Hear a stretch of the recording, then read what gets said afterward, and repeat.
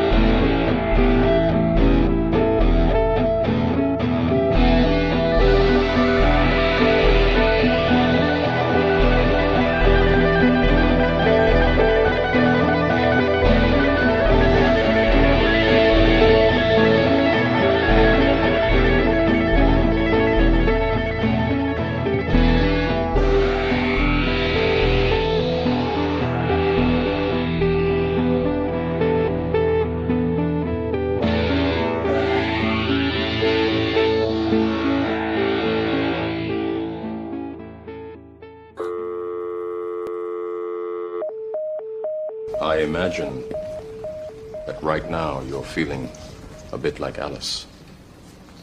Tumbling down the rabbit hole? You could say that. I can see it in your eyes. You have the look of a man who accepts what he sees because he's expecting to wake up.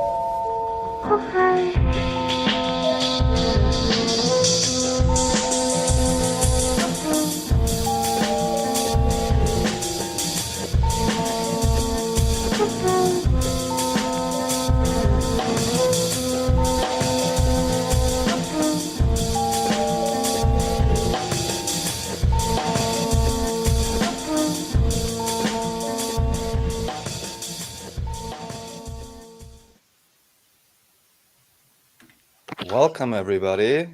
Guess who it is? Team Rabbit Hole Edition 302 with Jim and Andreas and myself. Welcome, y'all. Special edition. What up? What up? So I've never done this because I never did this, Rafa. I always did this. But so this is episode number 302, the Three Caballeros, which we're all about, obviously, Andreas. We're three caballeros, we're happy. I love that movie. It's one of my favorite movies. I actually got a Laserdisc from Japan one time before it was on DVD because I wanted the highest version quality possible. Because it was my first sync films. I synchronized Three Caballeros to like all of these different songs. And I still have a copy of it somewhere. I have to like find it. I want to put that up somehow. I wonder if I get away with that. Why do I feel you have a trove of these kinds of things? That was the first one. Three Caballeros was the first one. And it's like, it's one of my favorite. I mean, you know that it was a secret CIA, it was OSS mission to make that movie. No. Walt Disney was like, okay, well, there's Nazis in South America. Let's send a bunch of animators down to Argentina, Brazil during World War II. It's filmed in it's animated in 41 or something like that.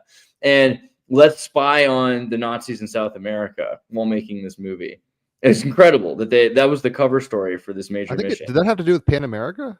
Yeah. And for sure, the other point was like what was going to be America, because they realized kind of the Monroe period, the post-Monroe period, if we don't ally with Brazil and Argentina, the Nazis will, you know what I mean? It's like Dr. Strangelove. It's like, yeah, we're gonna overthink this. Let me read a little blip, and then we're gonna pull some cards, and then we can geek out about whatever, because I haven't talked to y'all, two of you together, in a year. I haven't done this in a hot minute. So special edition, something like that. Getting back on the horse. Form, live, die, repeat. Like the thaw after a long winter. Join the team as we geek out for the first time in over a year with our wildly interesting and forever creative amigo, Xirtus. So I'm going to pull a card. If you want to pull a card, you can. I don't know if Raphael has a card. This is something we always do, obviously, at the beginning of these, just to see what's up in the air synchronistically, magically. And yeah, let me shuffle and see what pops out. We got the Judgment card. Yeah, we're kind of judging. This is David DeAngelis. He's been on the Team Rabbit Hole podcast a few times. Shout out David. He worked with David Bailey. So anyway, this is one of the last major arcanas, and the song on that Waiting Room. If people heard it, that's my Moon card song. But I made music to all the major arcana. It's a lot Which of fun. one? This isn't really a card, but I just found a card on my table that has two birds in love, and I'm just going to use that as my rainbow card. Colors. So which card did you draw, Jim? Judgment. Oh, you look, got which one yeah. Really? Well, we're in sync, bitch. It's just how it works. So long story short, if you guys aren't aware of what tarot is, get on that wave real quick. But I'm imagining most of your listeners are. So Judgment, I am vibrantly alive, living into the god/goddess I am. It's about heeding the call of a higher purpose, a resurrection. This is the first fucking podcast we've had in a year. The rebirth of a new personality, forgiving yourself and others, and being the visionary you were made to be. Very much like a Walt Disney Imagineering, a dream is a wish your heart makes kind of thing. So he got Judgment. I mean, same meaning. And your little birds. I mean, it's not three amigos there, three caballeros, but beautiful art nonetheless. What was that card from? I don't know. I just found it on my mom's table. It looks like too often we underestimate the power of touch. A smile, a kind word, a listening ear, an honest compliment, or the smallest act of caring, all of which have the potential to turn a life around, says Leo Buscaglia. And it has this picture of these birds hanging out, being all fabulous and rainbowy. Look like a pen and ink with some watercolor, but I could be wrong about that. I think it is, yeah. It looked nice.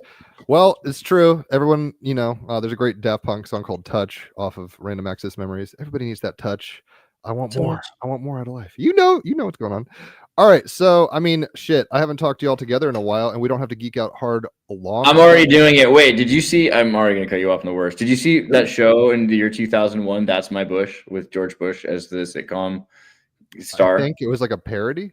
Yeah, so basically they were like, Trey Parker and Matt Stone were making South Park, and they're like, you guys are geniuses. You're making us so much money. What else do you want to do? And they're like, what if we had a sitcom about the president? And they had it all ready to go as soon as the president was going to come into power. And they weren't sure if it was going to be Gore or Bush, but they're really hoping for Bush, because if you had Bush, you got That's My Bush, and you got Dick Cheney. So it's like Dick in Bush. It's like there's just so much you can do with that. It's like he's got his favorite neighbor. But I was just watching the episode yesterday, where his wife is spending all this money on 900 numbers, and he thinks she's not being satisfied, but it's really because Miss Cleo. So she's calling the tarot hotline, and Miss Cleo, call now for your free read, and then she's reading all the cards.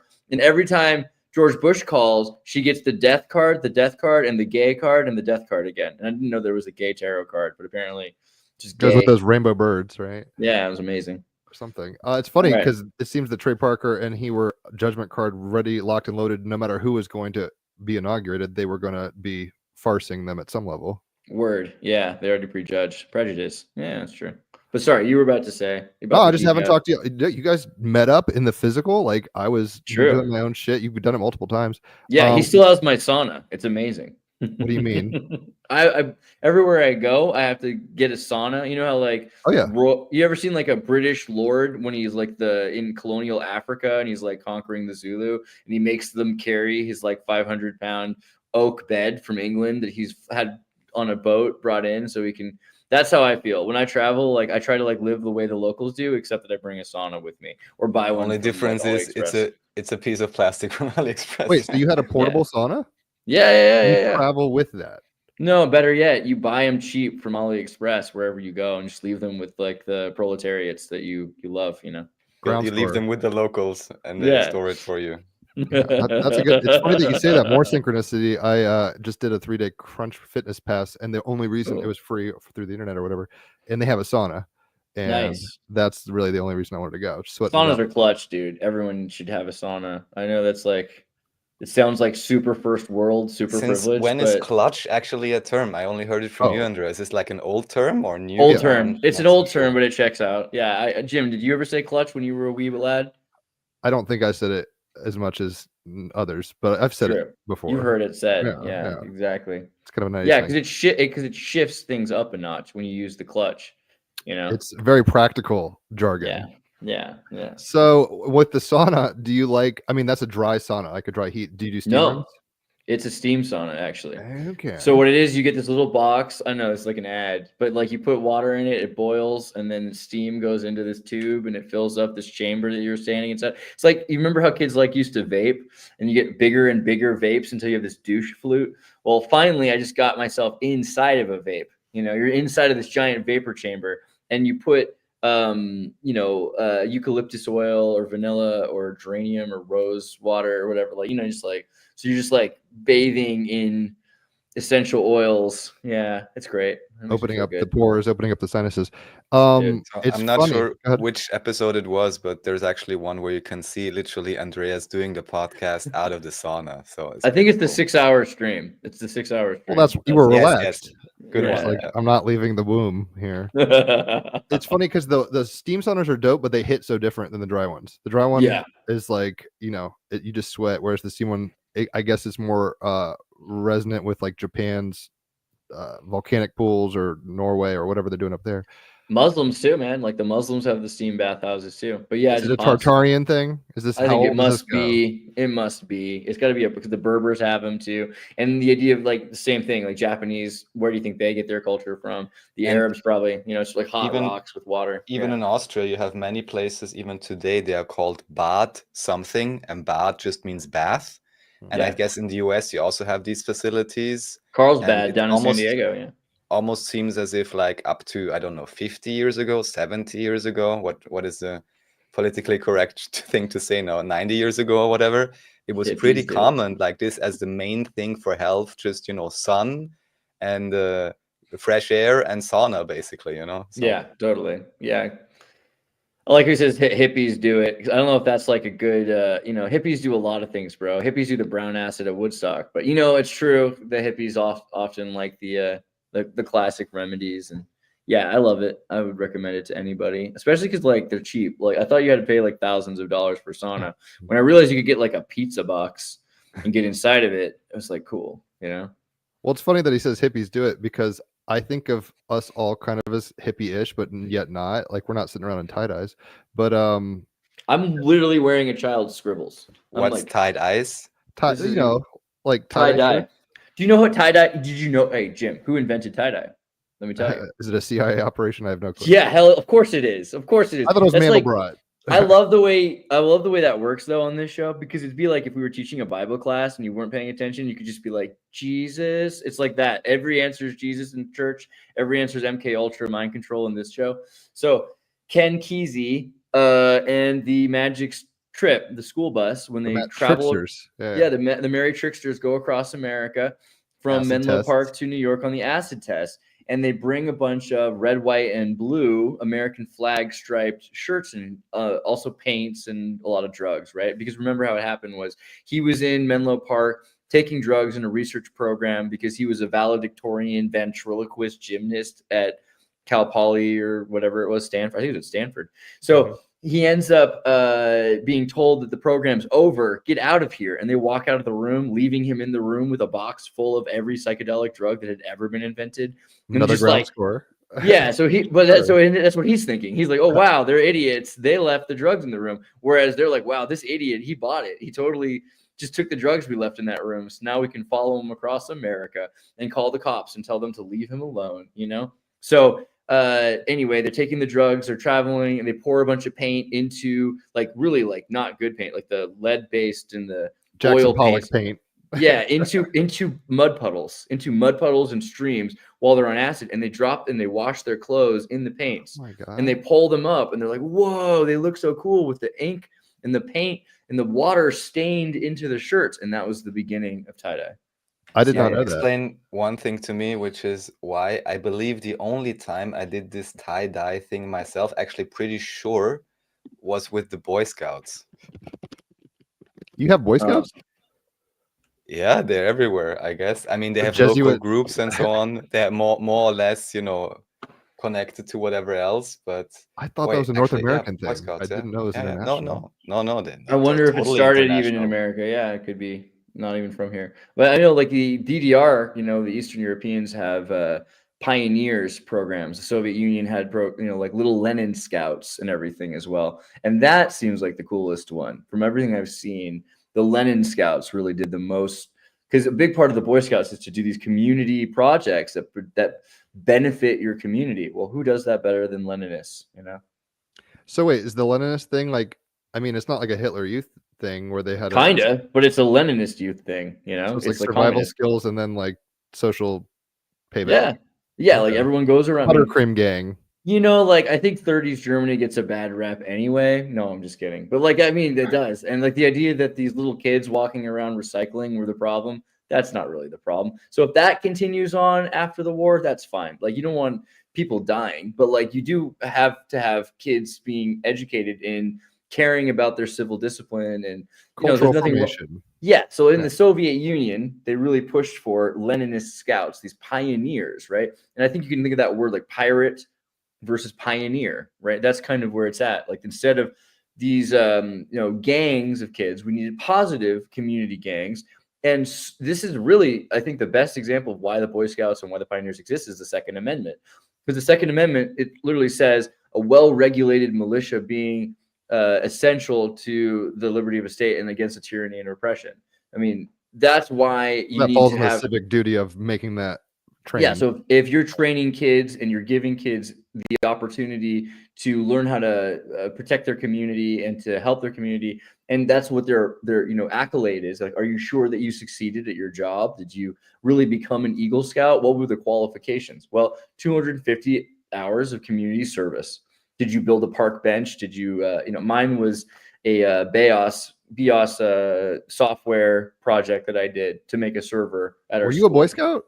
I was a Boy Scout. Okay, so 2 out of 3. I was not a Boy Scout. I didn't fuck with that. But okay, so you guys like no scouts. Well, lucky you. You probably never got touched in inappropriate places. No, me Most neither. definitely. I heard some bad things about the Boy Scouts. I think for the most part, I never heard anything bad happening to any of my friends in the Boy Scouts. But that's the thing. The Boy Scouts got kind of just destroyed by both sexual harassment lawsuits from child molestation and then eventually transgendering. Transgendering was when finally it was over. I want to build like a Mormon Boy Scouts anymore. That was like Kaleidoscope Scout. Which is like, to be honest, fine with me because there were better groups anyway that the Boy Scouts ran, which were like the Explorers Club kind of thing. What I would like to do is build a group called the Ibex. And it would be like the ibis Egyptian, like take it to a further bird place. I want it to be like Egyptian Scouts. Yeah, those Scots, those Scouts. I think that's the way Scouts. to So do it. just to let everyone know, if you want to do a proper career progression, what you do is you first become, however that works exactly. I mean, Andreas said a few things now. I never had a bad experience, but I was only there for a few years, and it was like an Austrian small Viennese local chapter. But anyways, this guy apparently became the leader of the World WOSM or whatever, like World Boy Scouts movement. The And then WASM. exactly. And then he was appointed as Assistant Secretary General for Youth Affairs. So that's how you move up in your Yeah, career. for real. Actually, Looks like a if you're puppeteer. fun fact for most of you, if you were a Boy Scout and you became an Eagle Scout back in the early 2000s, late 90s, you used to get a letter from the company, like, hey, do you want to join? So Do you want it to take was- the acid test? Yeah. No, it's surreal though. Like I don't know much about that history, and we don't have to harp on it too long, but it seems like every culture has a rite of passage. I mean, it's just like go to the woods and find your spirit animal. At some point, nationalism and kind of like this kind of identity of like post-Grecan states maybe became like we need to do it for our tribe in a particular way, which is where you get Boy Scouts and stuff. I was gonna say Disney kind of did that. It seems like they initiated people into a way of thinking for cultural awareness at some level, even though maybe some of it's nefarious. I don't know about all that. Mickey Mouse Club was totally a Boy Scout Rosicrucian idea, and it was even broader because it was like, well, everyone can self-identify as part of the Mickey Mouse Club. There's kind of a way that you can be verified and acknowledged, but it's sort of a Mason at sight version of the Boy Scouts. Like, are you watching it from home? Did you understand it? How much are you doing? That was more a personal thing with the Mickey Mouse Club in the Right. 50s. But what I remember now in the Boy Scouts, so Andreas, you were in the Boy Scouts as well for some time? Yeah, totally. Became an all the eagle. way. Okay, because so what they have, aside of course from the logo, which not suspicious at all, the fleur de lis, which I forgot Yeah. again, it has Like a bee 100 or something? million, It's the B. 100 million Yeah. references. No, it's not a bee. It's like Yeah, a it fleur de is. lis. Me and Yeah, Andre, it is. though. I mean, it Also a is. bee. Yeah. But anyway, so I just remember that we had these cards, and it was also like kind of affiliated with the church, but it was kind of funny. I only went to the church with them 1 or 2 times, and then the priest, or how do you call him? Yeah, he was giving the body of Christ or whatever, this piece of, what is it even? In German, you call it Oblate, which is just like a piece of, Blotter. yeah, more or less, but there's nothing on it. But they gave it to everyone, and then I came up and was like, "Oh, you have no confession, or you're not getting it."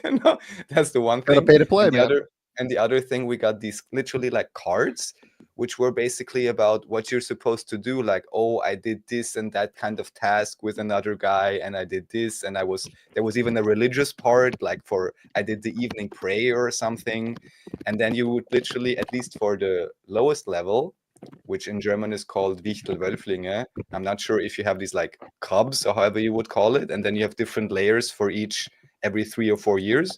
And at very least for the first level, like, I don't know, primary school to secondary school, you had these cards, and then if you managed to complete all of them, you literally got a star on your cap or something. And the idea was to get 2 stars, and then you have like both eyes of the wolf or whatever it is. All this kind of my. progression, Yeah. it's Freemasonic, God knows The what. wolf pack. Well, I mean, that's the funny thing is that when you have you have to have the conversation with your kids about the birds and the bees, right? And so that I think there's something about the bees, Hey, it is the particularly. bee. Yeah, it's like a labia with a feminine anatomy a little. You've got the gestalt of the flower and the bee. That's really the idea, Birds that and the bee fits in with the flower. So there's definitely an interesting Franco-Masonic thing about, like, I remember the first time I was doing the, like, Boy Scouts is cute and fun and everything, but then you get your I need something first harder. no, well, yeah, the first thing you do when you go through the Boy Scouts and get like your first rank increasing, I forget how you say that, but as you're increasing in rank in the Boy Progressing. Scouts, Yeah. as you progress, you go through these initiation rituals. And so I remember going to Masonic lodges where they had the Boy Scouts, and we were like, they were renting it, or I'm not sure how it worked, but they were allowing the kids to do this on like Wednesday nights, and everyone has a troop number. You start to identify by your troop number, and you wear this weird outfit with this weird scarf, and it's all dark. They turn off all the lights except for, like, they have some candles, And it's like as soon as you got like a candle lit ceremony in a Masonic lodge at 12 years old, you It's getting know, ethereal. yeah, it gets a little serial, but it's interesting. Bed Bath and Body Works vibes. Yeah, but it makes you take it kind of like, oh, I see. There is something kind of weird about this group because you're in like the sort of not quite secret society because everyone knows that Boy Scouts exist. They just don't know what they do and they don't really know what it's like, really. And if you're not a member, we call junior lifeguards was like this too. I was into the junior lifeguards until I became a captain and I was going to be a lifeguard. I decided not to, but I could at any point. And with the junior lifeguard program, you call the general public the GP, and then the kids jokingly call the GP the guinea pigs, right? So that's like what you call Like the muggles.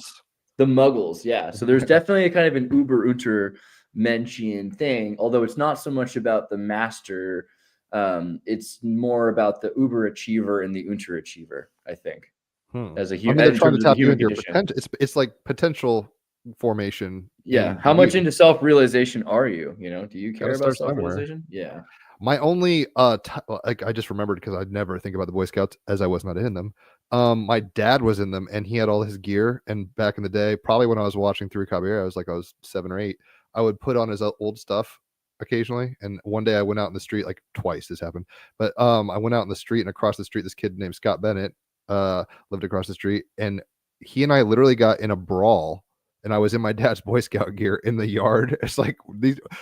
So my was he brawling because you were like I don't know, man. Wearing a fake uniform? Was he upset? I have no clue what triggered it. He was into like Pogs and Green Day and like MTV, and I didn't have any of that. And I came out in this shit. I don't even know what the beef was about, but we were not upholding any of the values. The only thing cool about that was Pogs. I feel bad for him, but yeah.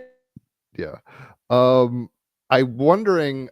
So these things are like formative initiations of culture, which everybody does. With the Ken Kesey stuff, I mean, it's a reversion of that pyramid. It's like we're going to deconstruct. Can you handle the acid test? You're going to lose all your, programming. But he was definitely still influenced though, because again, he was a ventriloquist, scholarship, Olympic gymnast in the university. Like, there's a reason why the military picked him. And he was definitely a Boy Scout. You can just tell. And it rubs off on the way that you were either on the bus or you were off the bus. You're going what's your pack number? Yeah, it's really, you can tell that that was not a disintegration of the tradition. I think it's more like the Weather Underground. So the Weather Underground example is that you have military recruiters that go to Kent State and they're asking kids if you want to join not only the Army, but also the company, like the CIA, like if they are in different groups in the government. And their kids used to say in the 1950s, hell yeah, I want to join the CIA. Like, well, of course, that would be cool. But in the 60s, at that point, you got all these, hippy dippy stands that are saying, no, I would never do that. Kennedy is dead. And like basically more and more people were, the paranoia had set in.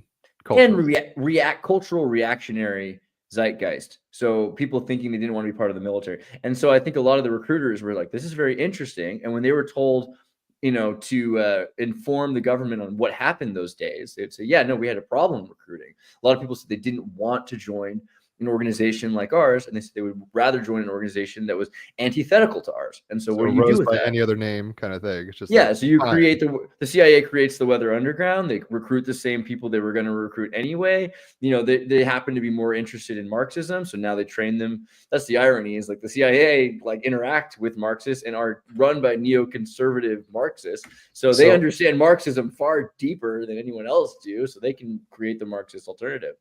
Just to be clear, maybe I gave a wrong reference earlier with this Dr. Philippe, but somehow I picked this up. There was some crossover between the Boy Scouts and the UN. I'm not exactly sure why this is mixed up now, why I can't find it anymore.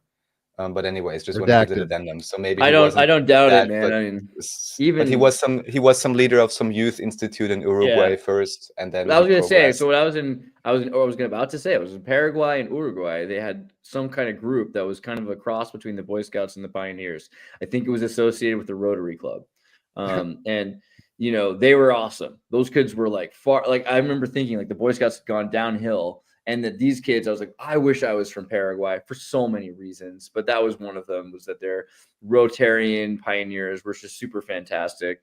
RJZ, thank you for sending us the gifted 5 memberships. Rather sending it to our audience. Anybody who sees that, you know what to do. Grab yourself toss me one of that. I don't think I'm a member. You should get into YouTube fast. You're gonna like draw. You're missing. I can't do multiple things. I'll try. Supposedly, the likelihood increases the more you interact with the stream. So anybody, you know, chat in the stream, put a comment after the stream, and it decreases your likelihood of getting a gifted membership. Crawfish Cigarette gets it. Nice.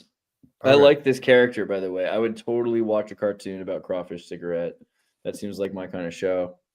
That sounds like Mr. Crab from SpongeBob a little. And we still got to talk about Three Caballeros because Donald Duck's born on Friday the 13th. But did you watch the cartoon, The Legend of the Three Caballeros, the series, the animated series?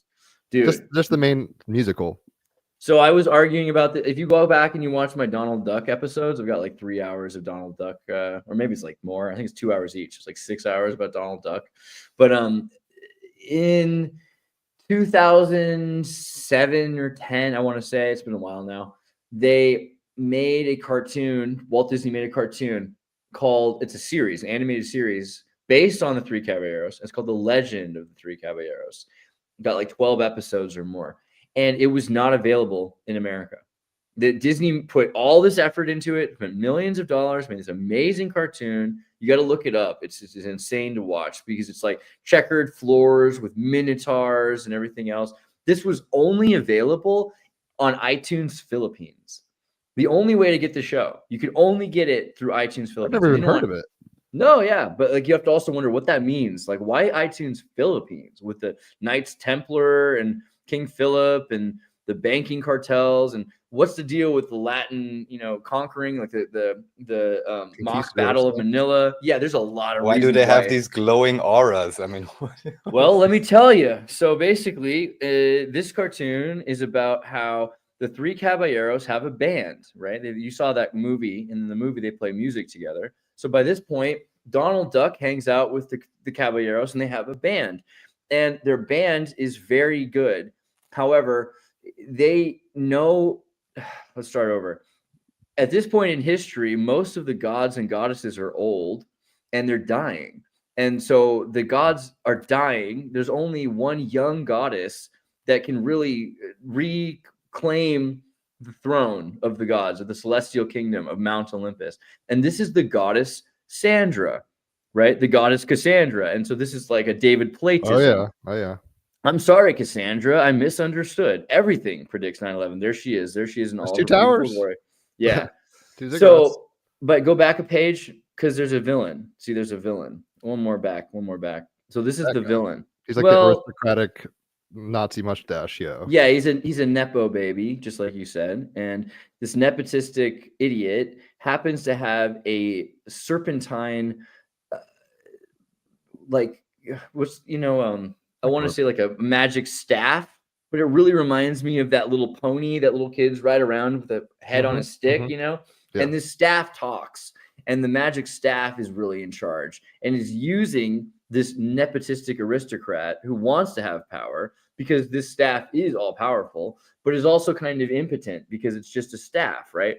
So it's using the elite to control the world. And he's pit up against the goddess Cassandra. And there was a war between the gods and the evil spirits. And eventually, I don't want to give away even more than I have to because I think you should watch this. This is homework. Yeah. But suffice it to say that the Three Caballeros have to go on a world tour to all of the mystical sites in the world. And they have to go to Easter Island, and they have to go to the Egyptian pyramids, and they have to go to Göbekli Tepe. I mean, all of these places that are really important to Tartarian research and to ancient, Graham Hancock and things that really stick out, pretty particular. And they have to. You'll see if you watch even just the intro to the cartoon, they're running on a Masonic checkerboard floor from serpents. That's a big Disney thing. They tend to throw those out there. This might be the most esoteric, exoteric cartoon that Disney ever made. So it's esoteric, but they show it off and they make it very clear. And I think there's a reason why they didn't show it to people in California and they only wanted it in the Philippines because it's just the deepest education in the Illuminati symbolism that Disney's ever. It's like, wait, there it is. There's that staff. This cartoon is about 10 degrees too over the top, you know? Raphael was asking why they're glowing. It reminded me a little of JoJo's Bizarre Adventures and their stands. I don't know if you know about that anime. Well, Not I really don't know worth if the I time. was very clear, but they're glowing because of the goddess Cassandra. They're given She's these like imbued supernatural everything. powers. This reminds me of this. I once saw this, like, I don't know, 40s Disney, or maybe it was 30s originally cartoon, because of the villain. And back then, the villain apparently basically looked like a racist caricature, you know, with a big nose of what you would call, for lack of a better term, a Jew. And here, so who is this villain supposed to be? Just like what is an aristocrat? goose, in that it looks like. context? Totally. Is he a goose? Like that's a goose bill, right? Well, you have to remember that all of She's the a peacock. birds, all these birds are dragons, right? So all birds are dinosaurs. Technically, they're the non-extinct dinosaur. Magic says they're going to make us, hopefully me, a staff from bamboo and decorate it. I do want that. Let me know. Talk to me. Hey, what's up, Julia? We love you too. Thank you very She's much. dope. It'd be cool if that staff had a the guy from Church of the Subgenius head on it instead of maybe that evil reptile, but whatevs. Right. It would have been better to be Bob Dobbs. But I think look how hot Cassandra is too. There's just like, it's so out of place. It's like, love it. What's the lady, the superhero? Not Superman. She's got the whip, the lasso thing. You mean Wonder Woman? Yeah, she looks like Wonder Woman meets like Mercury or something. It's very, because the Mount Olympus and this whole thing. The thing that's interesting to me about you choosing Cassandra is that Cassandra could predict the future and tell people what was going to happen, right? But they could never understand her or believe her. And so that's why I think this cartoon is amazing, because they're like, look, we can tell you right now, directly, blatantly, point blank, what's going on, and you won't get it. We're gonna tell you what's gonna happen because we make it happen. Unfortunately, it was just, I don't know, fortunately and unfortunately, it was just so vividly, lucidly clear what they were saying that there was no way to miss the context, I think, if you were slightly, above 70 IQ. So that's why they just decided privilege. We're only going to release this in iTunes Philippines. However, I looked recently on Disney Plus, and it is now finally on Disney Plus. It's not recommended. You have to look for it. But if you look for it, you'll find, if you know what to, out of sight, out of mind, but in mind, in sight. So what's up? I think there's a lot of symbology with purple and evil for some reason. It seems like that bad guy was royalty. I think is a big part of it. Any thoughts on that? I know that purple's hard to get. You had to Justin Bieber wore purple. I think they always. Yeah, you go on, Andreas, but I think like the primary characters they want to put forward in a high position, they usually dress them in violet, no? I think there's a lot of things you could say about ultraviolet, but I was thinking about literally if you go with what Jim was saying with the snails, that you have the land and sea power because it's the coastal sea snails from the Mediterranean that make that purple dye. So it's the people that were blessed by the naval powers, like the traders that go from one port to another port that cross and connect one land trading with another land trading. So this is the true globalists are the purples, right? So that's another club. It's like if you've got the shipping and you know how to communicate, unlike Cassandra, you can get the purple dye. It's a very good. You got the Minotaur labyrinth or something like that. Absolutely, yeah. And they have to play music to waken up the Titans. That's another aspect. So they go to Easter Island, and then it wakes up the giant stone heads. And Donald Duck is just this, like, he's in a band. He's like a normal guy who's got problems, and his girlfriend and him have a hard time with the relationship. There's something also about the primary colors, red, green, blue. Yeah, these are the primary colors. Yeah. There's a lot to this. And what are the caballeros? What does caballero mean? Do you know what that word means in Spanish? No hablo. Cabel is horse. So caballeros are horse riders. So this is the legend of the three horsemen of the apocalypse. The fourth horseman is, I believe, Cassandra in this. Or the viewer. It's like you're getting, or perhaps you. Yeah. The missing color. What's up with the different types of birds? Donald Duck is a duck. You were saying something about his birthday and shit. If you want to rant on that, that's cool. Oh, just what are the other two? Friday the 13th. So Friday the 13th, he's a Rosicrucian Demolay, and so that his birthday represents the death of Demolay, right, and the beginning of the night, the Knights Templar becoming the Freemasons. It's all about Friday the 13th. The Brazilian and the Mexican bird. I think you could say that the Mexican bird has to do with Maximilian Franco-Mexican imperialism, right? The nobility of Mexico. People don't think about it, but Mexico was really a royal Masonic French empire state that we crushed, right, in 1840s with Polk. And Brazil, similarly, Brazil is one of the most important the power of Portugal is Brazil. Like eventually they moved all the power out of Portugal into Brazil. So he's this sort of tranquil character, Jose. There's a lot. I mean, there's a lot names. I forgot their names. I was like Jose, Donald, and who? Oh, I forget the name of the Mexican duck. Let's see, Three Caballeros. That's not racist, guys. Trust me. He literally is a Mexican. He's got the sombrero. Rooster. And the other guy looks like kind of a vaudeville. Panchito. What's that mean? Panchito is like Pancho, but little Pancho. Yeah. Little dude.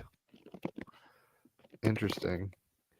I mean, I always know you're a Disney kid like me. We got MK Ultra on that. It seems pretty hard, but yeah, for sure. But I have no right. I have a t-shirt. I wish I knew that we were doing this. I have to ask Jim, because this is only because Andreas, brainwashed me with this, and I still have to watch the whole series. But still, did you see the original? I still don't know how to call it correctly. Disneyland TV, that like 10 or 12 episodes, and I'm always telling everyone now you have to watch this because it's like the cultural New World Order from 1958 or 1960, a new cultural reset. Because if you watch it, you feel like you've already seen it. It's not because you've seen it, but because all the tropes used there are tropes then later used in all kinds of fantasy and anything else. So it's crazy. I've never even heard of it. I've never been to Disneyland. I've been to Disney World a bunch as a kid, but never the West Coast style. So it's just a TV show. Yeah. And it came out when? 1960, I guess, or 1958. Well, it's 55 to 64. Those Von Braun years. So what happened was, right, so 1955, Disneyland didn't exist yet. So Walt Disney wanted to do it, and he started working on it, and it took a lot of grace, a lot of blessing to make it happen. So you have to also remember, Disney started out making movies, not distributing them. So they distributed their movies through RKO Pictures. And eventually Walt Disney built a company called Buena Vista. Yeah. I lived in Buena Vista, and they had the same font as the town. Disney didn't own, Walt Disney didn't own Buena Vista. I mean, he did, but what he did was his kids were like 10, 12 years old. He put it in their names. So he was paying his kids. By the time they were out of high school, they were multimillionaires versus in their own rights. Shell company. Yeah, their shell company. And they also, one of the first things that Buena Vista is known for is animating their own series, Rocky and Bullwinkle. So Rocky and Bullwinkle was animated in Mexico. And it's really fascinating. I can feel that vibe now that you say that. Yeah, and the more you look at it, the more fascinating that is. They make a show about kind of Great White North in Canada and these Pennsylvanians, etc. But this was the good view, right? This was the way that they distributed their films after RKO. And in the process, eventually, I think Disney bought RKO, which is fascinating. But then Walt Disney wanted to expand into having their own. I mean, if you give a Mickey Mouse a cookie. Yeah. You want to build like not just a studio, like a big studio, because everyone in Walt Hollywood, you had the Paramount studio. MGM, yeah. So Disney wanted their own studio. But they thought, what would be really cool is if you could, because people love these things, make it into a thing where people visit it. And then that just got bigger and bigger of an idea until you get to Disneyland. Disneyland, he looked at all these other parks and what people do in parks. Like, what we could do is really build this around the German beer garden, because the German beer gardens in America used to be the biggest thing in Missouri. You go to Michigan, there were the Christian cults, the House of David had this crazy. You look into the House of David, by the way. A celibate, long-haired, bearded group that made alcohol for Al Capone during the Prohibition and had a beautiful beer garden. Disney went and bought their micro trains. There was these Germans that came to be part of this Christian cult that thought the apocalypse was coming, and a lot of them were engineers, and they built micro trains. So Disney took all these ideas, and he also bought the monorail, and he was getting ready to build Walt Disneyland, but he didn't have it yet. So what he did was he made a show called Disneyland. And you can actually we're going to get to the space stuff, but the first ones he did were literally just this sort of Kabbalistic, metaphysical idea of if you were to go into your mind, you would find these lands of imagination, these realms of the unreal. And in that, people would watch this show on ABC, and he sold the show to ABC. Now Disney owns ABC. But at the time, it's just like, hey, every week when you enter this magic land, you're going to go into your Imagination mind, Station, into Disneyland, right? Yeah. And this wasn't and kids used to just go, oh my God, wouldn't that be cool if there really was a Disney like land, like Deutschland, Disneyland? Wouldn't it be great to have that? And eventually they said, what if we told you we really are building a Disneyland? It's not just a show, it's a real thing. And that's why this was the greatest marketing campaign in history to create Disneyland. You can see the opening day at Disneyland. That's available. I haven't shown that to you, Raph, but you need to see it. Opening day at Disneyland. It's all like a news shoes melt or summit. something weird, or he stepped on like still hot concrete or something. It was everything about it was everything was crazy. Ronald Reagan was the governor of California, I believe, at that point already, and he was there. Like there's nothing bigger than the first day at Disneyland. And my mother went to Disneyland not the first day, but I think the 11th day.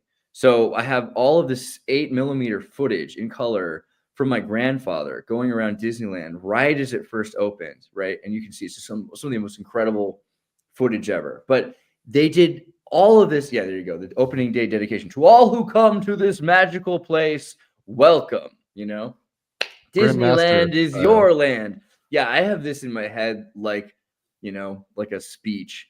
So because it was these are formative things straight up. They form your thinking on it's like, I mean, I'm not trying to interrupt you, keep rambling. It seems like this was a very concerted effort on a lot of industrial scale to create the Mickey Mouse Club is the fucking Boy Scouts for people who have TV. Mm-hmm. Yeah, absolutely. And Disney at that point was already kind of being co-opted because he had, during the making of Dumbo, an animator strike. And some of them were encouraged by communists. And so Disney went to the FBI and said, I think there are communists that are trying to unionize and destroy my company. And like the FBI, FBI went to the OSS, to the CIA, and they went to Disney and said, would you be willing to be an informant for the CIA? And he's like, hell yeah, I would. And that's where I wish he did it in Mickey Mouse's voice. Oh, of course, guys, or whatever. Donald Duck would be funnier. That's where Disney's life went to hell, because he thought at first that America was this great thing. And you can see the difference between Walt Disney when he made The Absent-Minded Professor, which is a flubber movie, and then the second movie, like Swiss Family Robinsons and stuff like that, right? Sure. Well, we should talk about that too, because they went to the island off the coast of Venezuela and they brought all these animals and they just let them run wild and left them there. That's how they made the film? Yeah. It's really crazy. Pretty great. And there was no child safety laws for Kurt Russell, right? Is that him in the movie? So I don't think that was him. No. Toby something. In another movie. It's one of those groomed kids who was just churning it out for a minute. There was a good 5 years where that kid was in everything. Some circus movie he was in. I can't remember everything. I think he might have been in Pollyanna. That kid. Oh my God. What's his name again? James MacArthur, Tony Kirk, Kevin Corcoran. You're right, Kevin Corcoran. I don't know why I always mix him up with Kevin. Yeah. You're forgiven. So, no judgment card here.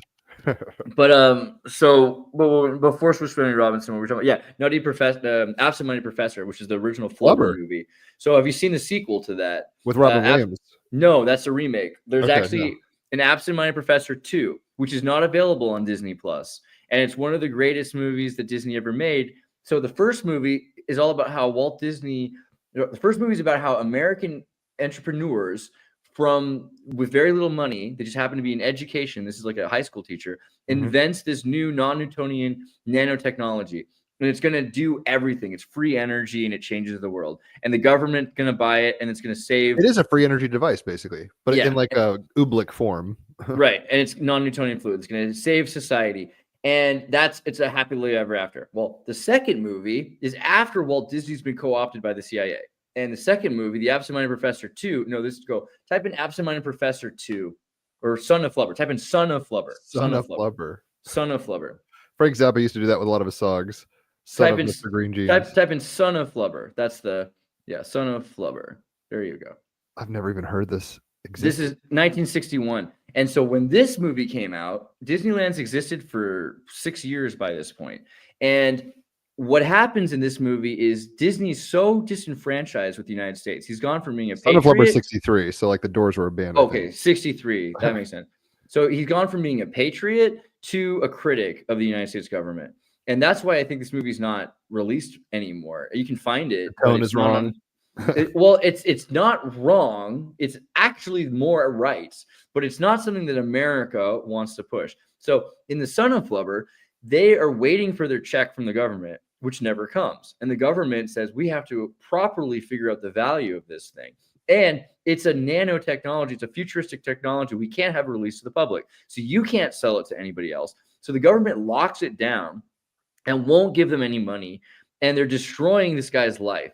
And it's exactly what was going on with engineers who were inventing anti-gravity technology. And so it's all about how, hey, Americans were building solutions to our problems. But the ingenuity is being snuffed by the bureaucratic government, which is this un-American American government. And that's why.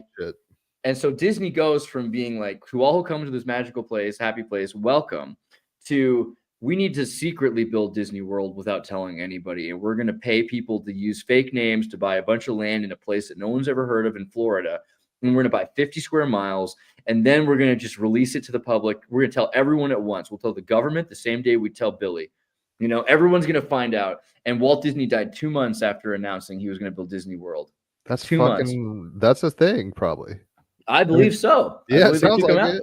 I think they took him out. Yeah. Well, Buckminster Fuller was a part. Epcot, like the whole geodesic glow. I think it's called Epcot Center or something. But they actually had a Michael Jackson ride inside that when I went there as a kid. That was 3D, and I didn't wear the glasses, so it gave me a headache. But fucking. So crazy. You need to see that. You need. Captain So that's EO. why Raph is jumping on. I love Captain EO. We should go into that. But dude, that's what I saw when it dropped back in the day in Epcot. Experimental prototype community of tomorrow. Epcot. Experimental prototype community of tomorrow. I didn't know that's what that stood for. And if you watch Disneyland, say Disney, so type an Epcot announcement or something like first, like Disneyland, Epcot. Well, you're on it, by the way. I've never had this on our podcast before. So I'm like, wow, we can actually see what we're talking about, not just pontificate. This is great. And you can watch these things. You can see the original, if you have the original announcement for Epcot. Let me see if I can find it for you. Original. So like futurists were involved. Like Buckminster Fuller was a futurist. Completely. Yeah, Epcot stands for a futuristic kind of socialist. You just found it right here. So 1966. This is the year he dies. 2 months before he dies, he puts out this video and he says, "By the way, we secretly bought all this land." And it starts out by, it's actually amazing. The first 10 minutes of this movie talk about Disneyland proper. And Disneyland is like a bonsai tree, tiny little park compared to Disney World. That's why everyone wanted to go. Well, you know, I still love it because a park's a park and I love a park. But Disney World is kind of like massive. Yeah, it's like there is a Disneyland in Disney World, but it's 5 times larger and there's 6 other parks and then there's 2 water slide parks and there's a downtown Disney. And I get what you're saying. And everything. Yeah, it's crazy. In fact, if you go to Disney World, there's a really amazing quote by Ayn Rand that's written right on the front of once you get into Epcot. And it says something to the effect of, throughout the centuries, there were men who took first steps down new roads, armed with nothing but their own vision, right? And Atlas Shrugged shit. Yeah. Yeah. Like, go and push it's like, it, buddy. And Disney talks about this at the beginning of the Epcot video. Like, before we built Disneyland, there were no conventions for how to do this. There were no safety regulations. We had to regulate ourselves. We had to invent the standard. And this was because of the freedom of American enterprise that we were able to come up with the right way to do things that had never been done before. No one could tell us how to do it. We had to come up with the way to do it. And so now that we know, because we succeeded at this smaller thing, like the proof of concept was Disneyland. Now we're going to build Disney World. Yeah. And Disney World was supposed to be a city like New Berlin, which would have a spaceport and it was going to be all under a giant Buckminster Fuller geodesic dome made of transparent plastic, so that during the swamp's monsoon seasons, hurricanes, that you're in this perfect temperature controlled city all under a dome. It was completely incredible. But yeah, you can see as Raph is looking through here, Walt Disneyland TV is all up in you can watch a lot of this stuff on that picture really quick on that kid with the pirate's hat. My family's like, that's your doppelganger. And I could see really? myself as a child looks like that actor, but he killed himself. Long tragic story. Anyway, they shot that in Cayucas. A big part of that was shot in Cayucas, which is another place that my family's from, in Morro Bay, very close to Simeon Bay by William Randolph Hearst's castle. But so yeah, so basically Simeon Mobile Disco. I haven't heard the word Simeon in a hot minute. And I was like, Simeon, what? It's pretty crazy, right? Because I think of Planet of the Apes. It was the first thing I connected to for some reason. San Simeon and Planet of the Apes. Yeah. But Saint Simeon, I don't know. It seems like pretty crazy to me. That's like, all right. Have you ever been to Disney World in Florida? Okay, so about they do the cross pollination of all the cultures. Like the Norwegian troll ride and Japan. And you go from one city to another in a clock around Epcot, right? It's like a globalist harm. It's like everyone's their unique selves, but we're in this together. Kind of thing. So the thing is, you look at you watch this later, okay, Jim, because this video will show you what his original plan was. And like I said, it wasn't just a park. It was going to be New Berlin. There was going to be people living there year round. And he was inviting not just people, he was inviting corporations. He was like, look, I can't do this without your help. I mean, realistically, and that's why it's funny, because he's saying, look, come in here, put your factories here. It's going to be way better to have your factory here than in, Detroit. And you can build your cars and your planes and your computers. Have IBM build a computer. Elon Musk, come here, kind of thing. Totally. And unfortunately, he thought, they're going to be like, well, it's already there. He's already done it. We can't stop it. We can't beat him. We might as well join him. And instead, he dies 2 months later. But did he die of like lung cancer or something? I thought it was pretty allegedly, but yeah, not really. Right. Like the real, and then he's frozen in Missouri, cryogenics, his hometown. Right. I forgot all about that shit. This is the whole story. Yeah. And 20 years go by without a Disney World progress. And then boom, they finish it. They start doing it in 1979, 1982. They finally decide to finish Disney World, because at that point, Disney becomes this sort of moniker for the Mickey Mouse Club, is the MK Ultra human trafficking cult name. The horrors of what we think of when we think about children being molested and groomed by Disney. That didn't start in the 50s. And in fact, you watch the original 50s Disney, it was a lot more like we were talking about, the Boy Scouts, the pioneers. Like wholesome. Well, wholesome, but more than wholesome. It was again, the Boy Scouts. It's like he wanted to prepare kids for self-realization and apotheosis. Like for children, American children. The mandala that it's shaped after. Keep talking. Absolutely. It's like very intentional.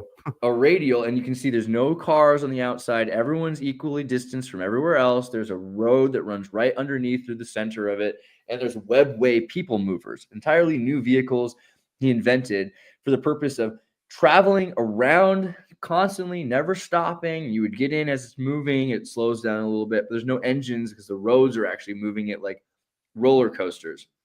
And yes, the wheel.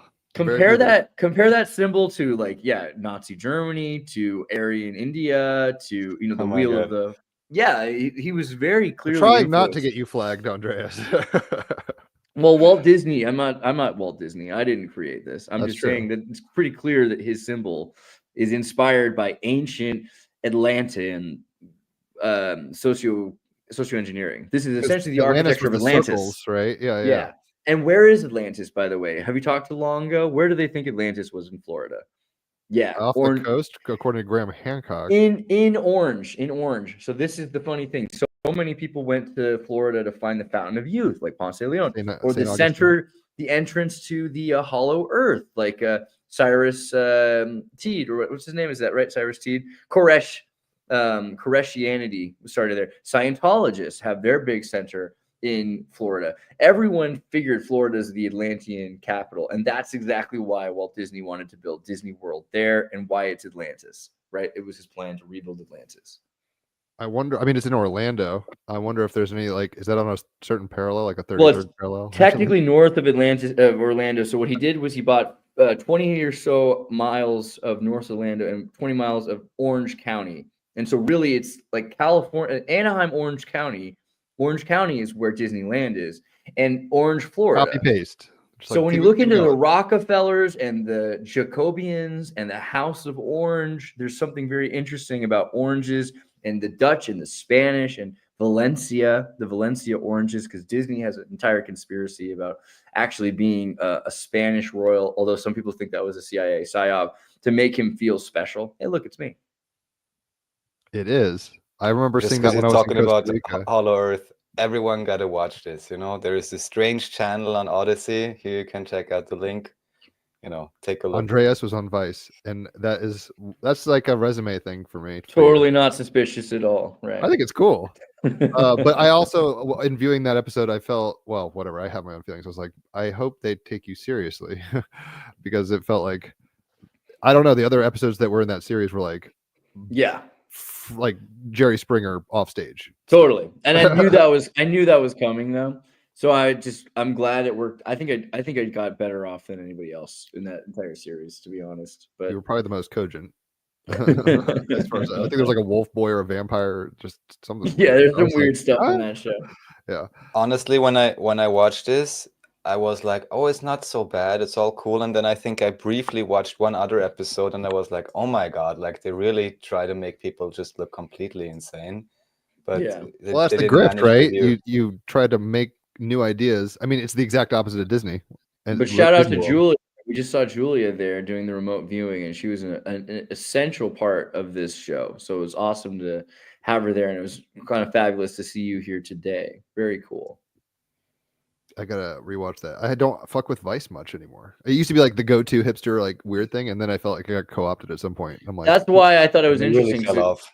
it felt like it was like, this is my last chance. There won't be a Vice after this. They're going to go bankrupt. And they did go bankrupt because they're spending all this money making this TV station when no one watched TV anymore. It was like, what are you doing? Like, that's crazy. But of course, Rupert Murdoch had a bunch of money in Vice, and you can just see how that has to pay off each other. And I know I've said this before, but I felt like Obi-Wan Kenobi wandering through the Death Star, worried that I would be caught, realizing that nobody knows anybody because they're all interns or Craigslist hires, and so you're not really dealing with people that are in the intelligence. ethos of Yeah, it. like Yeah. Need to know. Nice. You Yeah, need to know exactly. exactly nothing to work here. That's the best qualification you can have. Right. But they were cool people. And they were kids who wanted to make movies growing up. Poor kids from the East Coast who had like 13 brothers and sisters and were just like, they figured that this was a job. And it's fascinating to see people that work in Hollywood that don't watch movies really because they just make TV all the time. Like it's just a job to them. But there are some dope things that came out of Vice, like Hamilton's Pharmacopoeia, profounly cool. Totally. That's turning people onto like that level of psychedelics and Lots of cool stuff. I loved originally when Epically they went latered? to Uganda. I mean, when they traveled around the world, you had Vice actually going to these countries, and it was far more real than Anderson Cooper. You have to admit that the early Vice, when they go into Afghanistan, it was fascinating. hipster news. I mean, it Yeah. was like for a minute there was like, this is cool, and then I don't know. I don't watch it anymore. Maybe I'm just almost Rupert 40. Murdoch. Yeah. Okay. Was Epically Latered on that? Am I tripping? There was a show don't- called Epically Latered, which is about skateboarders, like Jamie Thomas and pro skateboarders, and they'd like hang out with them later and be like, "Let's talk about your glory days." And it was, I think that not was on ice skate. wasn't that on MTV? I think. Je ne sais Or- pas. Maybe it I was his guess own it- thing. Okay, it was on MTV originally in 2011, and now it's been back on Vice since 2024. Yeah. Yeah, I remember. See, that's the other thing, the MTV thing into Vice, because it was really, we had that, as kids. We had MTV, and MTV did have Wild Boys and these shows where they were doing all sorts of interesting things. But Here's my crib that I rented and don't own any of this. yeah, totally. Lust after totally. my material gains. It's funny. I don't know if Raphael had no way of knowing. It's almost like a fleur de lis up at the top of this little image on the background. Just saw. I was like, oh, I don't know what that is. Three Caballero plant or whatever. Well, I mean, we're always if people skateboard, I skateboarded until recently. I basically, I mean, I could do decent shit, jump down 5-6 sets, do vert, whatever. ollie high decks and shit. But basically, I was at the skate park in Buena Vista, Colorado, Buena Vista, and I hit a rock going really fast, and I fell down a ledge. It's like Ooh. 5 feet, yeah, and I hit my neck, and I haven't my really ever God. gotten concussed, but I was gonzo, and ever since then I haven't gotten on a board. But to all you skaters out there, if you do skateboard or you care about that kind of subculture, the Bart Simpson vibe, that's a great place to go. Just kind of watch history of it. Magic was talking about Vice was funded by Al Gore. Fun fact, another one of my suspicious backstories, when I worked for Current TV was also financed by Al Gore. And that was an accident I ended up finding by working there because I was at Burning Man in 2007. And I met these guys. I went in through Burning Man. I saw that they had this giant, kibbutz looking tent with air filters and computers, like $5,000 computers, like 20 of them all set up. And they were doing all this video editing. I was like, wow. Yeah. I was like, this is incredible. What are you guys doing? And they were like, well, we're doing like Current TVs here, and I was like, wow. And so I asked if they like your aura. They're like, they did. Come on board. And basically, and also because they didn't know how to use certain kinds of codec compression systems. And there's all these different people had all their own different kinds of cameras, which was a bad idea because every camera back in 2007 had a different compression scheme. And AVC HD was this new H.264 thing. So I had to get like the Swiss Army codecs compression software for them to Boy Scout software. Yeah. And they were like, okay, you're cool. So I worked for them for a while, and I was like, wow, I'm going to get to meet Al Gore. This is crazy. Like I'm going to meet Al Gore. And I was like, when's he going to be here? And they're like, well, he's going to be here. He's going to be here. He's coming. At Burning Man? At Burning Man. Oh and my I'm like, God. that's incredible. That's incredible. Like, and I started looking into Al Gore because I never looked into him before. I was like, wait, so what else does Al Gore do? Oh, well, he's part of the board of a lot of companies. Apple, Google. I'm like, wait, companies that compete with each other? Weird. I'll let you know that literally in school, I heard now what they watch in school is this Netflix documentary Beyond the Curve, to bash any Earthship research. Course, but what I watched in school, and I think it's also because it kind of became into the curriculum, exactly, Inconvenient Truth. Yeah. And all that I know is 10 years later, some other people looked at it and they still couldn't find the hockey stick, but it's just amazing. And then people wonder, how can things like, did you have Fridays for Future in the US even? Or was it only a European thing? What's it called? Fridays for Fridays, Future? FFF, never mind that it's a 6 or whatever. Fridays for Future was like this big movement, and it still exists, kind of. I'll pull it up in a second. That's funny. Which Wait, was you said F basically, is 6, you mean? It's 666, basically. Yeah. I just did the math. I'll pull it up in a second. But this was basically people going to demonstrations, and even from school, ever since Greater, Tuna Fish came out, and all the children went crazy.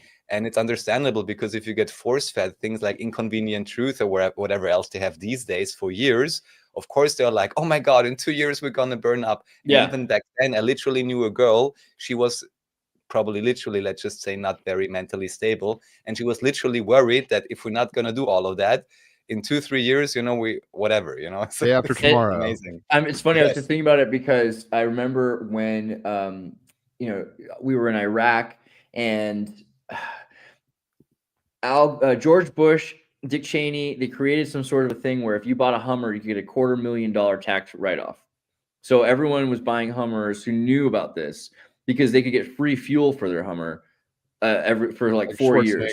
All these people who are like Hummers. Yeah, but even my uncle, I knew people that were in California buying Hummers because the gas was for free. Because if you knew how to do it, you could literally get all of your money back for the gas, Loophole. And nice loophole. It was a crazy loophole. And because of that, I remember thinking like, wow, this is crazy. Like, why are you guys doing it? And because I had learned from the Bell Labs series from the 1950s about energy crisis, and I was already indoctrinated, you could say, because of Walt Disney, watching the same stuff that Raph is talking about. These programs, the Disneyland TV programs with Werner von Braun and everything, they predicted the propaganda that we would see 50, 70 Even Project years later. Bluebeam. He's like the final boss is aliens. Right. So I was already concerned, and I was like, a Hummer's a bad idea.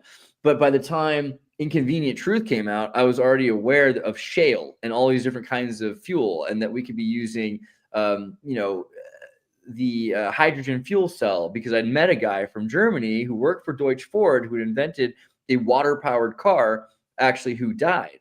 My mom had met this guy, and with her friend, they had gone traveling in Europe, and the guy had in the 70s, shown her some of the designs that we're working on. She had no idea really what it was all about, but was fascinated by the fact that the car could run off water and was just waiting for this technology to come out for 20 years. And finally the guy was like murdered.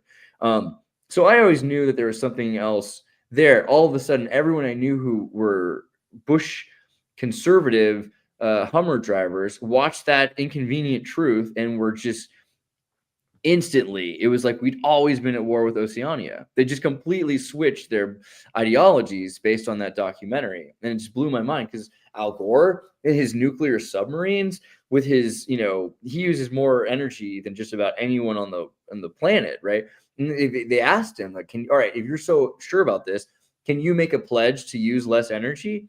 And he's like, well, no, because, the difference is I use green energy. I pay more. A helicopter. I pay more for my energy, so it's totally fine. You're like, bro, you realize that Occidental Petroleum was run by Herbert Walker Bush and Gore Sr., like they were buddies, they're butt buddies, So he's highlighting The Day After Tomorrow. That's a terrible film. No one really should watch it. But the premise is essentially like, global warming catastrophes hit New York and everyone's Even fucked. think about it. It was fun. coincided with the terrible. opening of Day After Tomorrow. I think I even watched it in the theaters back then or whatever. Yeah. What a weird But, it's like, coincidence. what? Weird.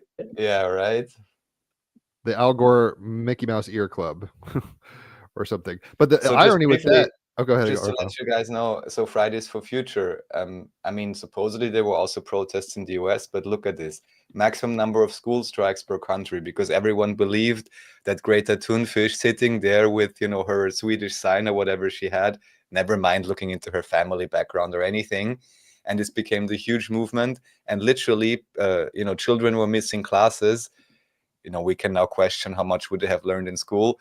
But anyways, then just like as an excuse, and at some point even the teachers or whoever else like gave them time off to go there, and then it was a huge discussion whether this should continue or not. But basically, yeah, making young individuals go insane Look at about, your how should I hometown. say, It's black. questionable science, Yeah. and especially the conclusions of it, which is solely focused on CO2, which is basically what we're breathing out. So It's on the Ides of CO2. March. They did that. Beware the Ides of March. Wow, interesting. It's Ides funny. of March? Yeah, it Where says you see on that? the global strike on March 15th, 2019, gathered more than 1 million strikers and wherever, blah, blah, Right. Wow. blah. It's a Wow. Shakespeare allusion if y'all don't Indeed. get it. You guys, I know you guys get it. I actually just made a playlist for March called the Ides of March. So Well, damn. And I think sync it up. yeah. One little thing for me, and we could talk about whatever. I mean, we tend to flow pretty well here, but during it couldn't have been The Day After Tomorrow because that dropped in, it said 2006 or 7, and I was in high school when this happened, so this was before that film dropped. But basically I was in a variety show house band. We played Peaches and Regalia by Frank Zappa, and they were like, you guys are good, so just be the house band. And I was like, okay. So but all these kids came over for the fucking senior skit variety show or whatever's going on stage to raise support for whatever, and they didn't have an idea. And I was like, imagine a tidal wave has hit the school and it froze and we're locked inside or whatever, which is basically what Day After Tomorrow is like. They're like, oh my gosh, there's a tidal wave and it freezes. Now the wolves are here or whatever the heck happens. It was so bad. I can't believe. I mean, it depends. I liked it because it's like, it was so impactful to, you can see that it Dennis was Quaid, right? Yeah. I don't remember if it was Cusack or Quaid. I really don't remember it very well. I just remember that it was so scientifically inaccurate, but it was based on accelerationism. And so I remember liking South Park and thinking, this is a lot like South Park. This is the same kind of propaganda, except it's liberal propaganda. And it's showing, you have to act now. You have to buy the car now. If you don't do it now, You're missing out. Yeah. Everything's going to happen right away. You can't just wait till your kids, it's all happening so quick. And because they told us in school this idea, like that maybe over a period of time, the weather changes in areas that, ice caps could, but the idea that it would all happen overnight. Oh, it was like a pole shift kind of. It was freaking hysterical. Yeah. It was hysterical, like, right? Happen. And if you, however, cataclysmic changes do exist. Correct. So it's like, just tell them enough truth. I mean, it's in our DNA. Like humans have survived this, and we have passed it on. Yeah. And the best part was when the white people in America are running across the border trying to escape into Mexico. you know, and the The tables Mexicans have have truly to, turned. and the Mexicans are welcoming the Americans because the weather's better down there. You're like, wow, this movie, they really went for it. It's a Beautiful new propaganda. I love Caballero. propaganda. Yeah, you know, Propaganda works with both ways. So it's like, I mean, you know, everything's yes. People, I think it's a loaded term to say propaganda, and people tend to think of just like brainwashing. It's like, what's not brainwashing? Culture is like you're being inculcated with symbols and meaning and value sets that may or may not be yours. I'll say one thing really quick. You said something about South Park, and that's next to Buena Vista where I live, so we'd have to drive through South Park to get to Denver to the airport. nice. And shit. So it's not as cool as the show makes it look. Dude, squad goals. We need to go to Casa Bonita now that they've rebuilt it. South Park people. I've been there as a kid when there Trey was Parker, Matt Stone bought it. They put $44 million into restoring that place. Is that like an NGO? Is it like how they get that? I mean, it can't just be like my savings. COVID-19 happened. No, like the Trey Parker, Matt Stone have like almost $1 billion at this point. They've made such good investments and everything. So they bought this place during the COVID shutdown. A Mexican restaurant, entertainment. It's like a shitty Disney World, basically. Yeah, exactly. It's like a nice little amusement park that doesn't have any rides really. It just has like cute things and puppet shows and cliff diver. Yeah, and you walk around and everything. And it was apparently very influential in Trey Parker's childhood. So they bought it, and then they figured out, a hell of a drug. Is there a way that they could turn it into a business that functioned? And they could. And it took them a while because they had to tear out everything because it'd never been updated before. So it was just black mold inside of the air conditioners and everything. There's not that much mold in Colorado. Let's be real. Let's try. Well, it was I saw the documentary. You should watch. There's a documentary on the Casa Bonita where they show the restoration process, and it's pretty fascinating. They have really good cooks now. They brought a lady from Mexico who's the greatest cook. It's supposedly crazy expensive still to go there, but you know, it's like Disney World prices. Yeah, it's like you pay for your meal, and then you get to stay there as long as you want. But your plate is like $50 a plate or something. I'd trip like there. That. I want to trip in Disney World one day. That's like a goal. Yeah, it's definitely fun. I mean, I've heard. Allegedly. It's funny. I don't know. Raphael, are you into South Park? I never got that into it. It's not like I've seen all of it or anything like that. I love South Park. I think I watched almost all of it, at least the newer seasons. Maybe not all of the old ones, but the newer ones mostly. Yeah. And I have to say, some of the recent specials were pretty decent, I think. So. Yeah, I love South Park. There's not enough good comedy, so yeah. Comedy's hard these days. People with they get offended easily. And Cartman, I can't do a very good Cartman. Cartman, oh god damn it, y'all, or whatever. He's one of the funniest characters. Respect my authority. Yeah, what cheesy fish? Cheesy fish. Yeah, all right. Actually, speaking of tripping at things, I know that Matt Stone and Trey Parker were on acid at the Oscars once. True, and they never got invited back. Yeah, and they were in drag, I think. Yeah, that's why they have to do puppet shows. They use the wrong drugs, you know. If you're gonna dose, don't be loud visually. It's like it was just a really magical evening. Okay, beyond apparently.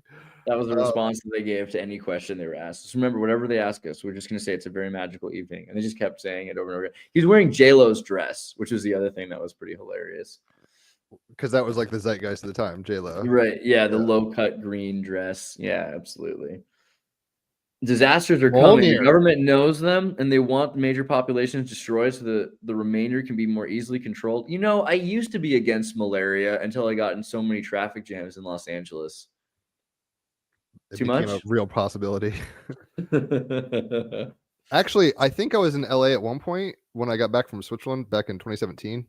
So this was in like January 2018, and it was like the water quality is horrible. Don't go in. It's like flesh-eating bacteria, like at at the pier, Santa Monica Pier. God, wow. Yeah, terrible. So I don't know much about Cali. That's your spot. I never had that problem. I don't know if that's a real thing. Maybe. I mean, flesh-eating bacteria. Wow, well, it's possible. That was a thing in Hawaii. Nice. Yeah. Well, I mean, in Mexico and Lake Guadalajara had that problem. In San Bernardino in Paraguay, there often is a kind of algae that's really intense. You have to be very careful about. Have you been to Honolulu? Yeah, but long time. You know the Alawai, that like canal behind it, that's got pufferfish in it and like, whatever. It's crazy. It's like, don't get in that water. It is got bacteria. Dangerous. Yeah. But that's obviously running off into the beaches that like the tourists are swimming in. So it's like, what? Right. That's strange days. Is there anything? I mean, we could ramble more. I don't know if there's any train of thought you want to jump on. I mean, we've just talked about Disney pretty hard, but it started with acid. So I have no clue where y'all's thoughts are. Well, let me check here. Someone asked a question earlier I wanted to look at. What was it? It was about Get in the whether audience, Jerry Springer. Ask the whether or not Disney was like Egg Island from One Punch. And I think that that's kind of the idea. Also, you could think that before Disneyland existed, Pinocchio has this scene about Pleasure Island, the Donkey where Island? the kids turn into donkeys. Oh. And I think that when you look at Disneyland, there's definitely sort of there's like two sides to the Janice face. You know, one of them is to all come to this happy place, welcome. And to the other side of it, it's like, what are you doing? You're turning people into some monsters in a sense, because there's existential fervor that takes them over and they become insatiable. Yes. And in Pinocchio, they were like child trafficking, essentially. It was like, we turn them into donkeys, now they're for sale. And yeah, Club 33. When did it start? Read that again. Sergeant Pepper's year, 67. Started in 1967, yeah. So what year did Walt Disney die? 1966. Okay, so this is like a hijacked operation. Uh-oh. Well, I'm glad you Not said Rosicrucian. It's not Rosicrucian. All I know very nice Mormons that are members of Club 33, though. You know, like there's really good people that it's are. Not always guilt by association. Maybe Stephen Right. Hawking was just on the island because the scientists were having parties or whatever. I like the conspiracy theory that Stephen Hawking literally wrote any of those 13 books while not being able to speak with his brain more than like 4 computer words at a time. I love that idea. Like the idea that he actually wrote any of that stuff is like an insane conspiracy. Have you seen the interviews? My with Stephen conspiracy is that he was an actor and this was all a joke. Right, and that right. actually even the system didn't really work. You know, it's like it was the Neuralink of the day. Oh, you know, it's so amazing, but only the super rich guy can get it. Well, Raph, I was inferring that your conspiracy is the reality. That's kind of what I'm saying here. I think it's kind of preposterous that anything else could be possible. This is the Helen Keller of our generation, right? Helen Keller, she can speak. Oh yeah, what did she say? Well, let me just tell you. Oh, she's saying communism is the solution to everything. Weird. Well, aren't you related to this, Jim? To the Helen Keller thing? No, I'm not related to it. I just know Helen Keller. I mean, I have no connection. It's a good movie. It's a nice, heartwarming story. It's fascinating that human could overcome these obstacles. Why am I? What was the name you said? I don't believe any of that, Jim. No. You think it's psyop? I think it's a total psyop. I don't believe that Helen Keller could do anything. I think they just lied to the parents, and then they realized, well, if they sell it to the parents and they can sell it, she's the only person allowed to touch the World's Fair. The only person who was allowed to touch the thing. The blind, deaf, dumb kid. Yeah, ask the blind man. He saw it too. It's ridiculous. I think the whole thing, they made it up, held her hostage, and then pretended that she said stuff so they could be like, oh, isn't it wonderful the wisdom that comes from a deaf, dumb, blind child? None of it's true. I think she's completely made up. I'm not on that wave yet, but I'll look into it. But she gave a really good commencement speech at some place and spoke so well. No, she did not. Okay. Well, okay. So the Stephen Hawking thing, I've seen an interview where he's got like an interpreter and he's just kind of garbling stuff, and the guy's like giving full sentences. And I'm astute enough to be able to kind of grok a little, and it's like he's just mumbled like it's like, and I was raised on the cliffs of Dover or whatever. It's like, what? Yeah, like, how are you getting this? So maybe all the world is a stage. So maybe Jim, I mixed it up. It was only because of, you said your grandfathers, and there was some kind of church, and I related to this Keller name, but maybe that's a Tim thing. Keller. No, that's right. Okay, Timothy J. Keller, Redeemer Church. My grandparents started that in their apartment in Manhattan back in the late 80s. But no, not Helen Keller. But now, yes, I can see phenomes or whatever. The same word. Stephen Hawking is faking his condition. Well, was maybe. Or like they've gone through how many Stephen Hawkings were there? Probably as many Putins, you know? Wait, what do you mean by that, Andreas? Oh, come on. Bro, I haven't gone down rabbit holes in a year. I've been reading Warhammer. You know, I don't go down rabbit holes. I was realizing this. I actually just am from the rabbit hole. So often, like, people will fall into my rabbit hole. I might come up from the rabbit hole to pull you in, but this is where I'm from. You're the Cheshire Cat, clearly. But yeah, I can see that. But Putin, if I think Raph is probably looking for photos of him. There you go. Tell me how the many faces of the man. He was using Stacker 2 for a period, and then he had too much cake one day. I don't know. I think it's just I think that, so what you have is these are different facial structures. Thousands. Yeah. You have the KGB had to have their own businesses, so they go to the West so they can you go to the West so you can patent Soviet technologies in the West. But really, that's your cover story, so that you can take photos of American and Western patents and bring them back to the Soviet Union.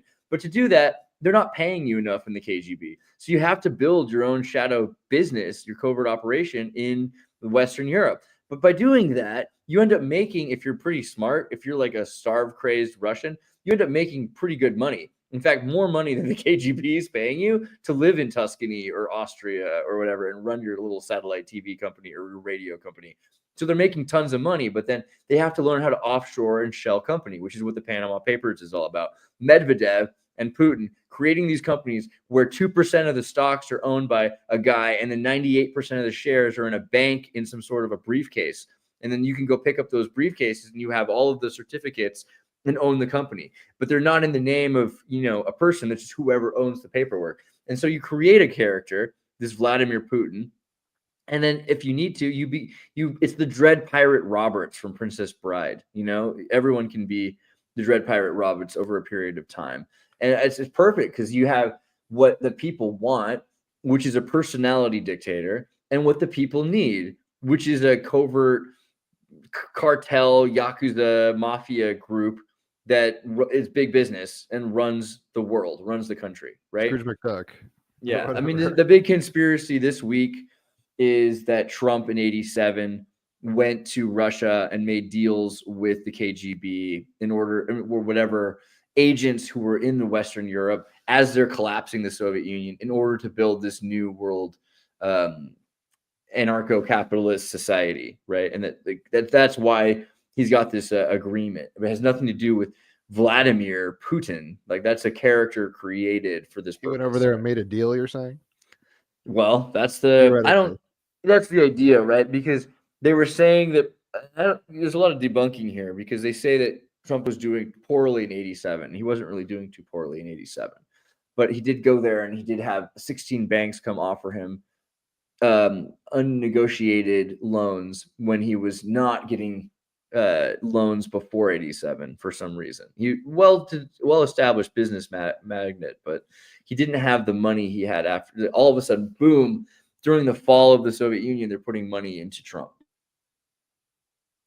I'm so apolitical at this point and so not abreast on the fucking news pulse that this is all news to me.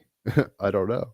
Kalani's asking about a Star Wars symbolism video. Did you see my Star Wars symbolism video where we talk about the Kabbalah and Han Solomon, amygdala, Princess Amidala, all that jazz. Han Solo, Solomon is Han Solo. I can hear that. Yeah. And I haven't seen the video. How do you do the Kessel Run in less than 12 parsecs when the Kessel Run is a distance thing? It's because the Kessel Run is actually a Sephiroth. The way the warp drive works is you have to try not to go through. They make it clear in the show. You can't just go straight. You might go through a star and blow up. So you have to be able to go around things. Star Destroyer. So it's actually, how do you complete the Sephiroth in as few turns as possible, right? And that's what the better your computer is, the less. The straighter the line can be from one place to another place, and that's the shorter the time it takes you. So how do you complete the Kessel Run in less than 12 parsecs?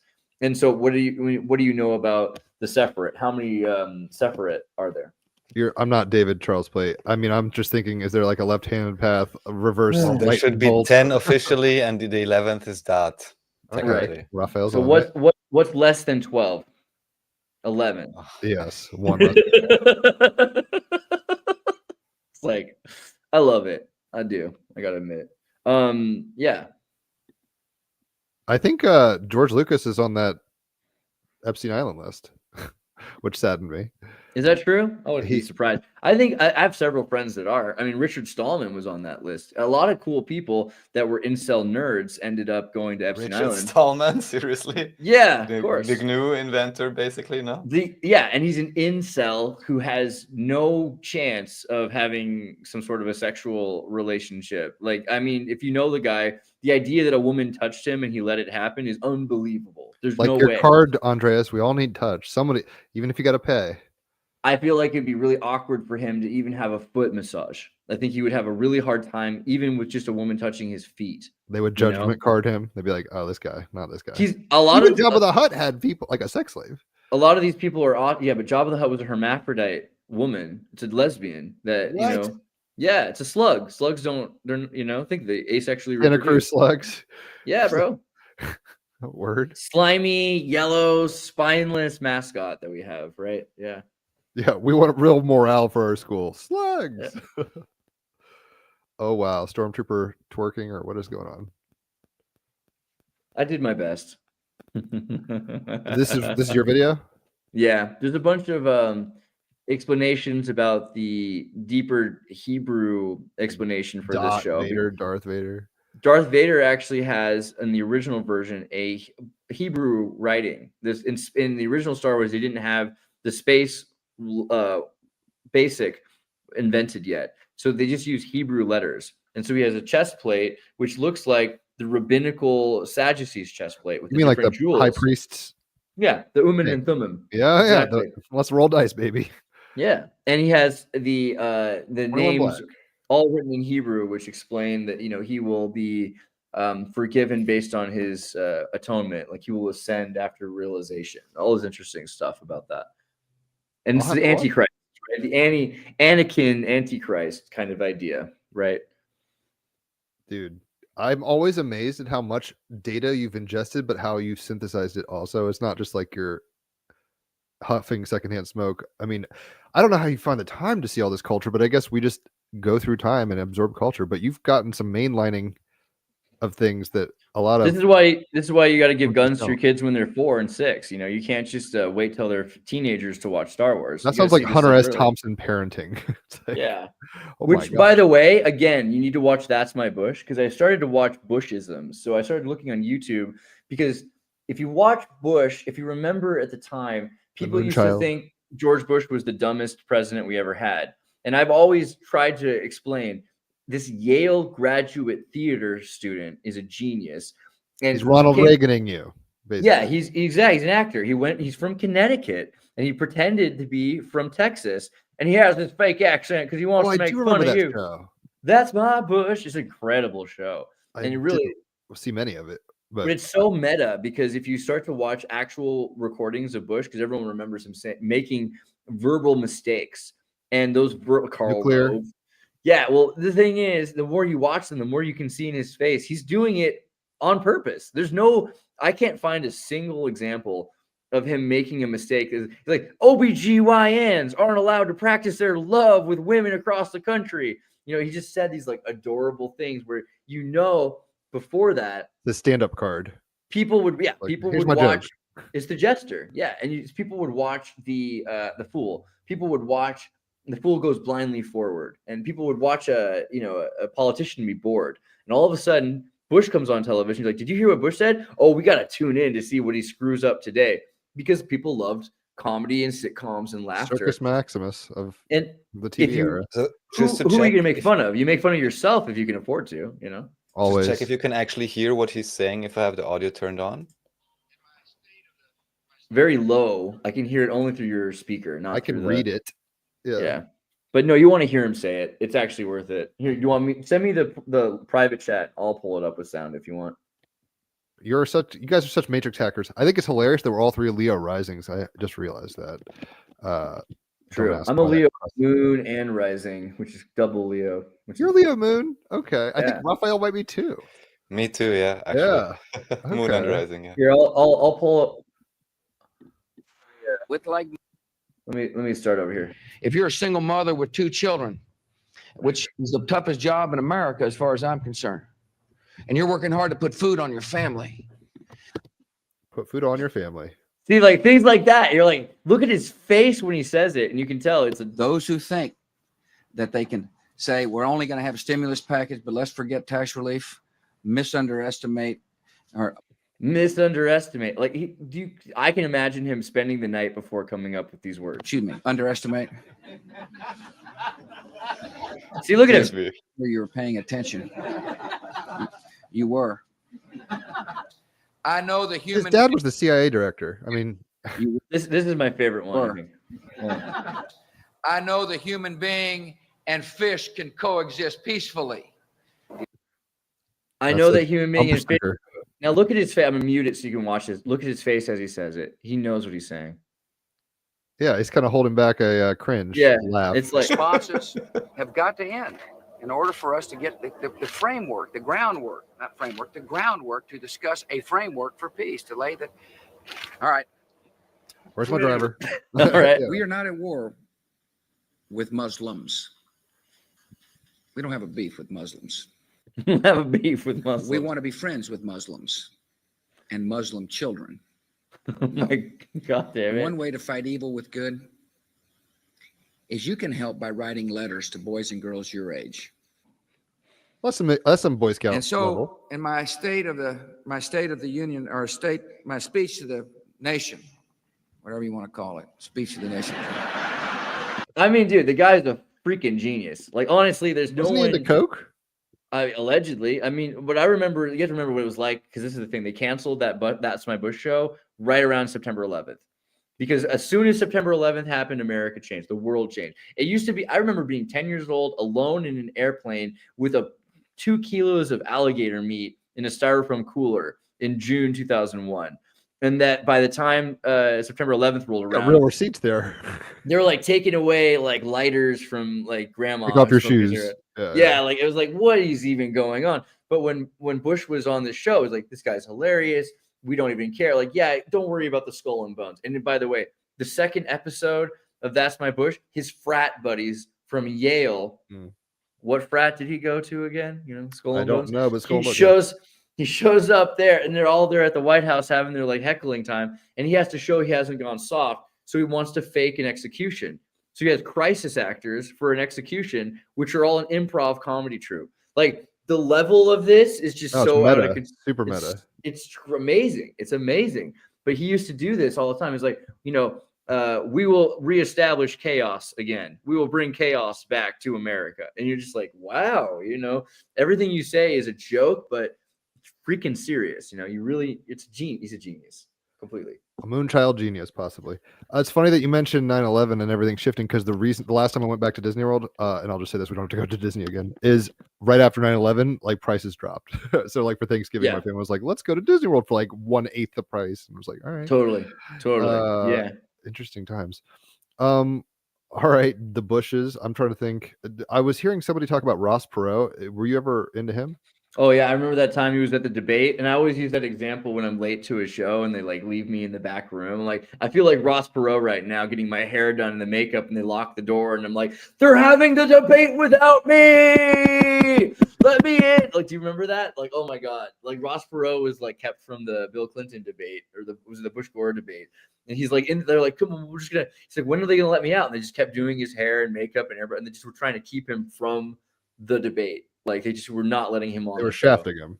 They were totally shafting him. It was crazy. Yeah. So the reason I like I Ross mentioned Perot. that, I think we're about the same age. So you were just a smart monkey paying attention to this shit. I was not. I was watching The Simpsons maybe, but yeah, I mean, I was a weird kid. I'll admit that. Clearly, same as it ever was. But the reason I mentioned him even in on my tongue is I just watched the Joe Rogan with Ian Carroll. I don't know if you guys are into Ian Carroll. I mentioned it to Raphael. The cancel your clothing guy. He had Elon Musk on. It's whatever. You can watch it or not. Fine. Because I don't really listen to Joe Rogan podcast much anymore. But the episode with Ian Carroll, the most recent or really recent one, this guy is team rabbit hole as fuck. He's like a researcher. You'll get off on this shit. He's going deep into Epstein Island stuff, deep into like reasonable stuff. We're not going into like we're in 12D flat Earth hologram matrix shit. Right. I mean, he can play that game. That's why he's on Joe Rogan. Yeah. Well, we have though. to see what else he says. I don't know him. Yeah, check it out for yourself. I mean, not He's everything that glitters is gold. I think you would like him, Ref, to be honest. I think he's like a Sagittarius or an Aquarius thing. He seems like with a Gemini moon or something. I would go further. I would say Joe Rogan having him on his show was not for him. It was for Joe Rogan's credibility, right? Ian's already got right, yeah. He's got the TikTok street cred or whatever. Yeah. He's having to keep flushing those sheets or fluffing the sheets and pillowcase, or else it's not relevant. I don't know. I don't know if you guys have seen that. If any of your viewers watched it. It's cool, but I mean, maybe y'all might not agree with it. Whatevs.